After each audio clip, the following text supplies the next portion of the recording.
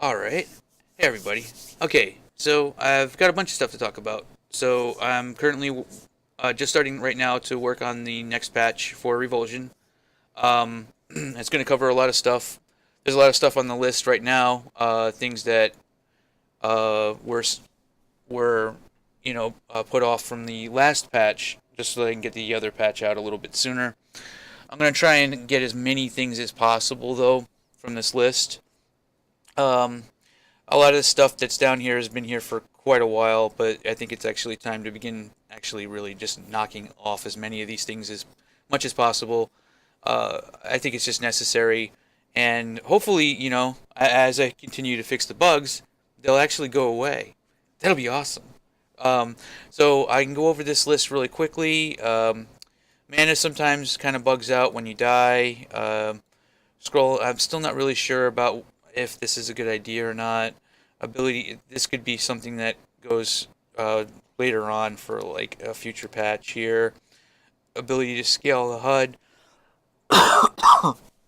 stuff like that. Apologize about my coughing if my chest. I currently have a trench lung. I hope you don't mind.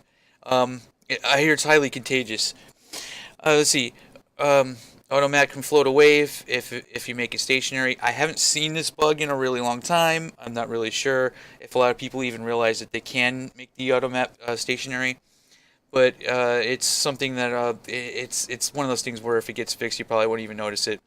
I looked into the uncapping of the FPS thing, and it turns out that the INI file is generated by the engine in app data, and within the toolset, I only have the ability to raise the max FPS or the frame cap to 200. Right here, you see it says 144, but I can only go to 200. See, it's like maxed out, and so that means that I can't get the 247 that was requested. I think this is actually genuinely just something I'm gonna have to put off for now and say, oh man, I really hate this, but it may actually require you to modify the INI file in order to get the frame rate to uncap at 247. Unless maybe I don't know. I'll keep it in mind. I'm not putting it off for at all or anything like that. Um, Obliterator is currently the gun weighs 0, which is pretty hilarious. You can get advancements for clicking on items without actually equipping them. Like if the item is too high level, but you need to equip it for an advancement, it still counts towards the advancement. Um, Clipping issue on Mission 2 Final Map. I think I had already actually fixed this one. That was a clipping issue. Well, you know what? Just to be safe, I'm going to take a look at it again anyway. But during Soldier's Overlook, you can jump up top. You can get into weird spots you're not supposed to get to using double jump and stuff like that. This wall looks different. That was just a pretty interesting bit of feedback regarding the one of the wall textures where the wall texture kind of looked a little bit different. I already modified the wall texture. Legendary mobs can sometimes spawn way too high level. I don't know if this is actually a thing anymore. Like maybe it just at lower levels.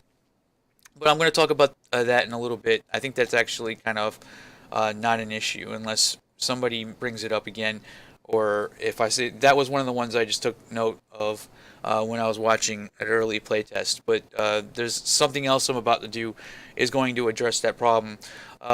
Disable the side leaning. Okay, so that's something I can just put in the options. The death markers become exclamation point on the in the intro to the game if you die while you're dying in the intro. But if you die in the intro to the game, your death marker won't appear as a death marker. It'll be an exclamation point, and that's a little weird. Destructible blocks should have a crack on them. Yes, because one of the things I've noticed about the destructible blocks is that there's no indication whatsoever that it actually is the destructible block. You'll see these big walls that are just caked with the breakable blocks, but nobody will ever think to find the exact blocks. It ends up taking a lot of effort to do that. Not quite the effect that I want to have. All healing should include armor. Okay, so this is actually a really big one.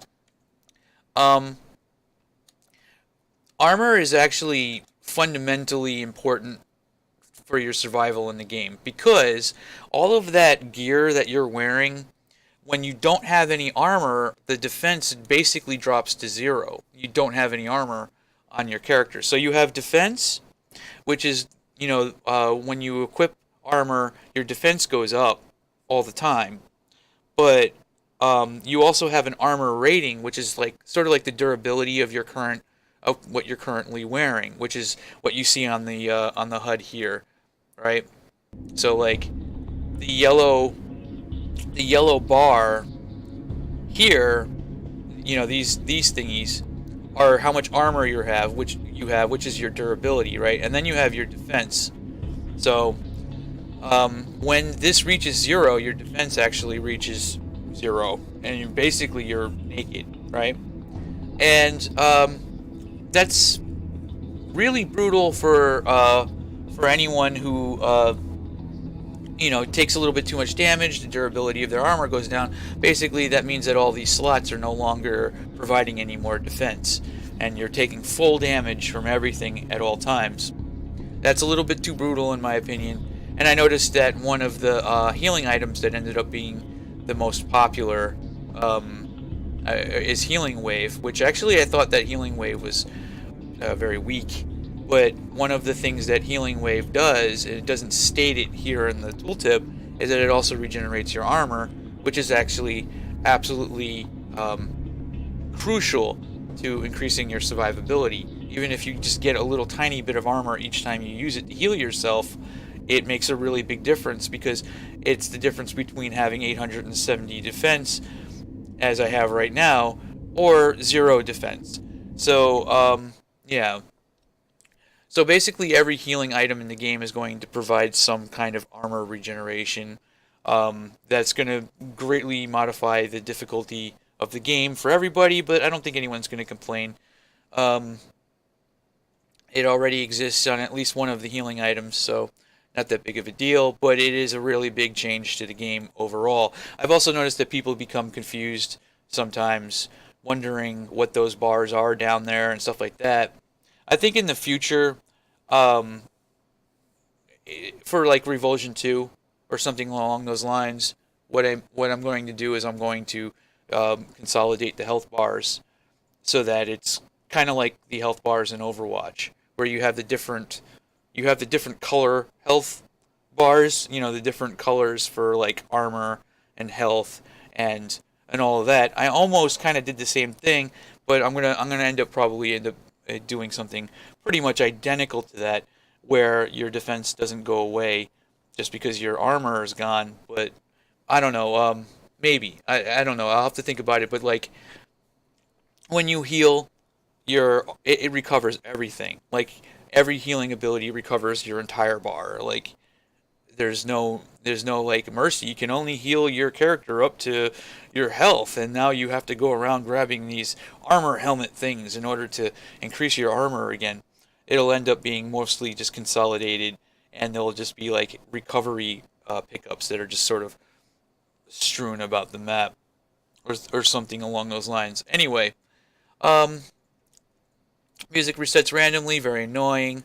A simple DPS reading in the tooltip. That's going to have to happen.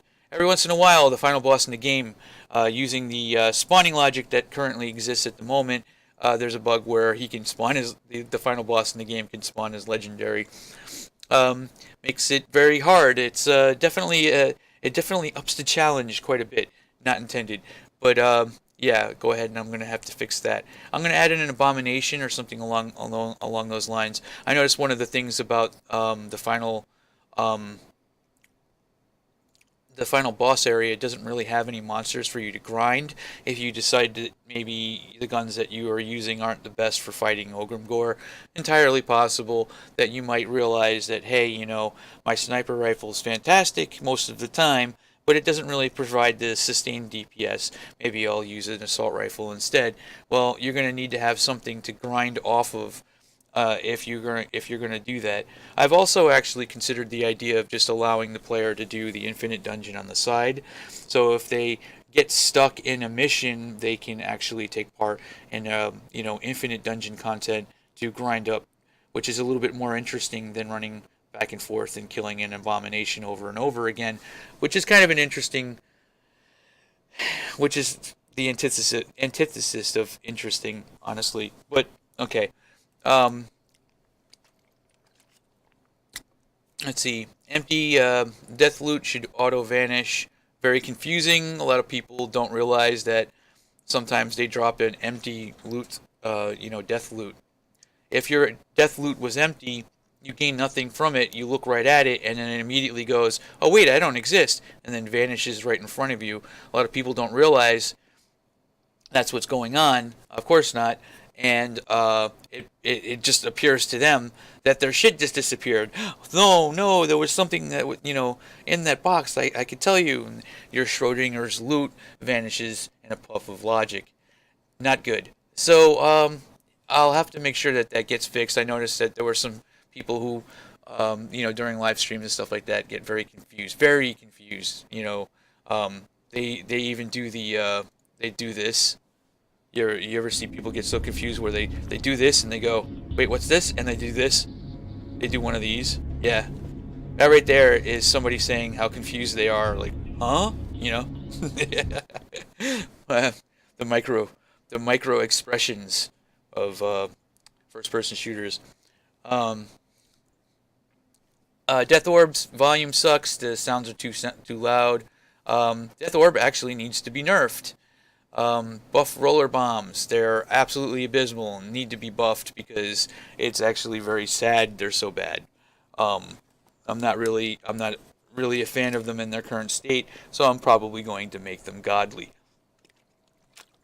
Or at least as good as something. I don't know. Something equivalent to either a bulwark shield or a gun turret, or at least something, kind of fun that maybe people just use it because it's neat. Cost to affix is way too high. So I noticed that too. Like in this case, Sumo Wish here says died and lost 2 million credits. Feels bad, man. Back to the grind. Well, okay. So I don't want people grinding that much in this game. This game is a looter shooter, though. I do want people to grind, but I don't want them grinding that much. Definitely not grinding that much. It's just way too much. He's been grinding. He's been grinding to apply affixes to his legendary armor for like 5 hours. And in my opinion, if it takes longer than 2 hours to completely max your character out, then there's a problem. And this is especially true too. When you max your character out and then the level cap raises, all your shit's going to get outdated very quickly. Within 5 levels, even your legendary stuff is going to start performing pretty much just like regular, everyday gear. That's kind of, you know what I mean? And also too, keep in mind that your blueprints, this is confusing. Your blueprints will level up with you, but their item level will stay the same. So the way the game works right now is if you level a blueprint up to, item level 54 and you're at level 50, and then you level up, the blueprint will it's the minimum level of the blueprint will level up to 51, but the item level will stay at 54. In other words, it goes from legendary to, it goes from yellow to purple, and then to blue, then to green. Because you're getting better, but the item level doesn't continue to get better. I did that so that you don't have to, so you kind of save this mechanic for when you're at the level cap and it's absolutely top hard difficulty stuff. You don't have to just put something up to legendary legendary quality and then forget about it forever because it stays legendary quality forever. The goal of the game is to keep you kind of on a continuous treadmill and not just allow things to kind of, to come to a ultimate conclusion. In other words, the game never really ends. There's a new game plus. There's 100. The level cap is, it goes up to level 100, and there's really never an end to this game. You can continue to play it forever, although most people probably play it for about 6 to 20 hours. But you can definitely go a lot longer. With that said, I got feedback here. The beginning of Soldier's Overlook, level 1, go down the stairs. Behind the loot chest, you can jump down next to the crate and get stuck. Now, let's see, I could probably take a look. So you go down the stairs, and he might be talking about over here, maybe? Or, this is Soldier's Overlook. I hope I'm not getting confused on my own game, but... Oh, maybe he's talking about, like, this little nook right here. Oh, okay. Yeah. Let me try and get stuck real quick.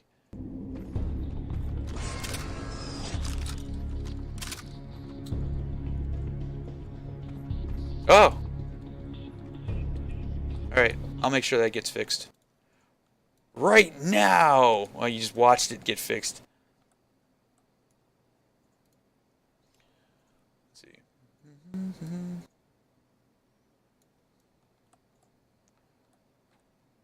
There you go.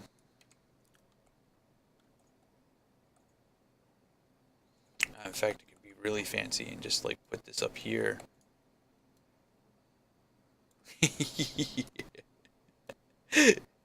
Gameplay is happening right now in the video where I'm talking about the gameplay. Okay, so anyway, that'll be kind of funny because now people will be like, they'll try to jump up, and you don't have double jump yet, and then they'll actually realize, oh, I have to like go all the way up here and then jump down to get it. All right, I'm gonna cough real quick. Okay. God, I hope I'm not coughing so loud that it's like annoying. Let's see. So I can go ahead and I can strike that one off the list right here. Nice catch. Thank you. Who was it that? Um, I got stuck. Erratical, thank you, man. Appreciate it. It is now fixed. I hope that didn't ruin things for you too much. Let's see, what else? I'll have to go through. So that's basically it. I'm going through a lot of this stuff. I will talk a little bit more about a couple of things. For one, it's pretty interesting to me. A lot of people notice that, or a lot of people say that, like, this game is, the goal of this game is to sort of capture nostalgia. And one of the things that I kind of want to actually point out about that is that um, that's not really my goal at all. I don't actually want nostalgia. I want to fork things off in a different direction from a previous concept. So basically, I'm putting a fork in the road from older school like first person shooters similar to like Doom, but then I'm also applying this sort of Destiny, Warframe, and Diablo sort of skew to it, which is something that's not being done enough in the genre at all, especially not with something that feels kind of like a classical first person shooter in those respects. So you have these sort of semi-open-ended maps, no storyline really. Like, I mean, there is a story, but you don't really have to even give a crap about it, and like things of that nature. But it's also leaning very heavily in the direction of like the looter shooter skew of things. So like if you were to take this game and compare it to something sort of like Dusk or Strafe, this is the looter shooter variation on those. But Dusk and Strafe are trying to bring back the old days. I'm really not. The only reason why the graphics look this way is because it's more manageable for a solo developer. Because it costs money to hire people and stuff like that. If I had money to be able to hire people, this game would actually look very different. It would be stylized, but I would probably try to go more towards an art style that's a little bit more like a really dark and edgier kind of art style, similar to something that like Overwatch or something like that, where darker tones, more blood, more gore, but it still kind of has that, that shaded look to it. It would be more stylized like that, but it would be like in a perfect world, if I had everything at my fingertips, the art style would be much more in that direction. Not nostalgic in any way, shape, or form, or rather very modern. Using as much cutting edge stuff. But since I'm the only developer doing everything, I have to manage things to be a little bit more. I have to make sure that things are more manageable, and that's the reason why the art style is like this. I'm not actually. I don't really care too much about nostalgia. I know a lot of people will kind of feel as though this is nostalgic because it includes a lot of those older style of the older style flows and things of that nature for a first person shooter or things of that like the Doom style level layouts and things like that. But that's just one way to provide gameplay in an environment, right? And in fact, what I'm probably going to end up doing in a future content patch, well, I'll talk about this a little bit later, is actually going more in the direction of having more open-ended experience, similar to something along the lines of a Metroidvania, and not quite, but where you go back and forth. Actually, come to think about it, to describe that would really be just saying having the open-ended sort of level layouts that Dark Souls has, where you revisit areas and the older Dark Souls, not even Dark Souls 3, but rather like there's you could make a right and go down this one path and find an area that's like way too overpower, way too high level for you, and you actually have to come back later before you can actually do that content. You know what I mean? Like, you can run into stuff that'll kill you. And the game Revulsion used to actually be like that, and I took it away from that direction because I didn't want to. I don't know. At the time, it felt like I needed to have smaller maps, and after a while, I've kind of started to find that like you could still do the smaller maps. The interconnectivity has to happen within those smaller maps. So you'll have doorways that lead to an area, and having like different connections into different areas. It's a pretty straightforward idea, and if I go into more detail about this in a second, like there's a kind of a plan to try and do a free content patch for the game very soon. And if I do a content patch like this, I'll be adding a non-mission based content where you actually traverse and flow through a more open-ended environment. Not that that doesn't already exist in the game. If you take a look at the final mission right now of right before you fight the final boss of Revulsion, there is one map that is already a very open-ended level that goes very much the way things were when I had first started working on the game, with the plans to make it, very, very open-ended, sort of similar to a Dark Souls style game. And when I did that, I ended up changing direction, but there's this one map still exists. This is right before.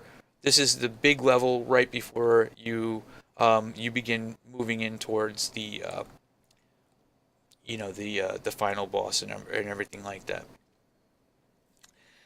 So what I would end up doing with the new content is this area right here would be a section, and then there would be doorways that lead into these other areas, and then this would be a section over here, kind of like it would be very much in that sort of vein of open-endedness that you would see where you would be kind of like Dark Souls. So with that said, if I do end up actually doing a content patch, it'll definitely raise the price to $20 this time. Right now the game is at $14.99. If I do a sizable content patch at any point in time, I'm not really even sure 100% if I'm going to do it, but these are my thoughts before I actually do it, and things of that nature. So that's my thoughts right now. It would be like, well, it would be It'd be sort of semi-open-ended, non-mission mission-based levels, and then maybe you would have to do missions in order, like traversing the level. You would unlock missions. You'd do those missions, and you'd come back to the semi-open-ended level, and then it would open up more paths and be able to kind of. It would be much more interconnected in a lot less predictable, I think, in those kinds of respects. And it would add, there would be more guns, there'd be more armor, there would be, more, pretty much more of everything. Now, on that same note, though, what do you guys think? Like, do you want me doing additional content for this, or should I consider just going all in on the sequel? I'm thinking that at least one decent sized content patch for Revulsion would be a really good idea. That, along with continuing to fix bugs until the game feels at least mostly not buggy. I think it already kind of captures that mostly not buggy feel, but I'm definitely seeing people run into bugs. There are definitely bugs that are pretty annoying. For example, the death loot your death loot can get stuck in a door. That bug, I thought I fixed it. It didn't get fixed, and I've watched it already nuke a couple streamers, nuke all their items, and it's kind of, yeah, not cool. That's really shitty, and I'll make sure that that gets fixed. I don't like watching people's death loot get stuck in the ceiling at all. That's definitely not something I want to see. But for the most part, like at any point in time, I can begin working on Revulsion 2. But I think Revulsion 1, it makes sense to me to give Revulsion 1 a little bit more, at least a little bit more content, or at least, ride this wave for a while and see how things go. All I need right now is for sales to continue where they are currently. I'm not really sure what else to say about that. Sales are fine at the moment. I'm happy with the sales right now for a solo developer. This is, if it wasn't for if it wasn't for the fact that I'm a solo developer, it would be a disaster. But since I'm a solo developer, selling like 3 to 5 copies a day, pretty good. It's not actually awful. It's kind of like I might as well be flipping burgers, but at the same time, it's a little better than that still. So I would say it's an order of magnitude better than flipping burgers at McDonald's. But probably not the. But it really depends on how you want to look at it. Like, a lot of people would probably immediately burst out laughing and think, "Oh, dude, you basically failed." But to me, honestly, that's if it could stay at roughly where it is right now. If it goes up, great. But if it stays roughly where it is right now, I can continue this. This can keep going. Um, if it dwindles more, then I will be forced to I don't know, either switch projects, or I don't know. I don't know what I'm gonna do under those circumstances. But I'd really like to hear what you guys think. Like, what do you have in mind? Like, is the game fun for you? And do I just need to be trying harder to make sure that I'm farming this out to streamers and YouTubers? I mean, I haven't really been doing the greatest job at that. I'm not that great at PR. I'm not that great at advertising, everything like that. So there's definitely room to grow on this front. That's for sure. So anyway, with that said, I think I've pretty much said everything that there is to say. There is more on the way, and I would expect a bug patch on either Friday or Monday, and I'm gonna try and get a video out like this at least once a week to give my thoughts and really go over what's my thoughts on everything about the game, and provide additional feedback if you guys want. While I'm working on additional content, I could probably do live streams or something along those lines. The only problem with that is that a lot of people don't want to see it because it's spoilers. You know what I mean? So with that said, all right, I'm gonna go ahead. I'm gonna end this now. Let me know what you guys have in mind.